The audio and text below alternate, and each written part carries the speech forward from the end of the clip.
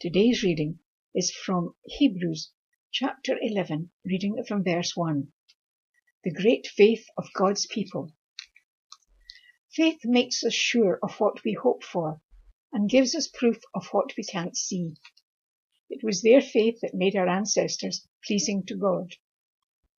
Because of our faith, we know that the world was made at God's command. We also know that what can be seen was made out of what can't be seen. Because Abel had faith, he offered God a better sacrifice than Cain did. God was pleased with him and his gift, and even though Abel is now dead, his faith still speaks for him.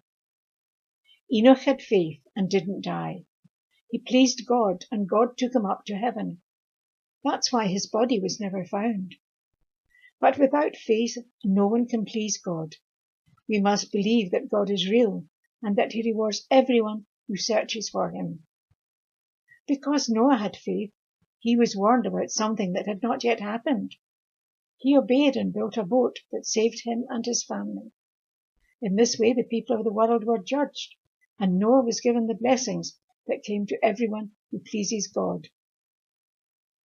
Abraham had faith and obeyed God.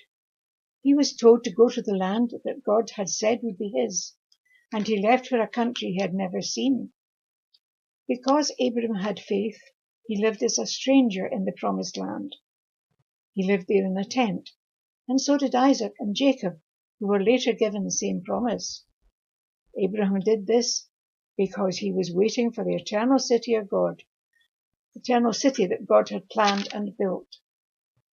Even when Sarah was too old to have children, she had faith that would God do what he had promised, and she had a son.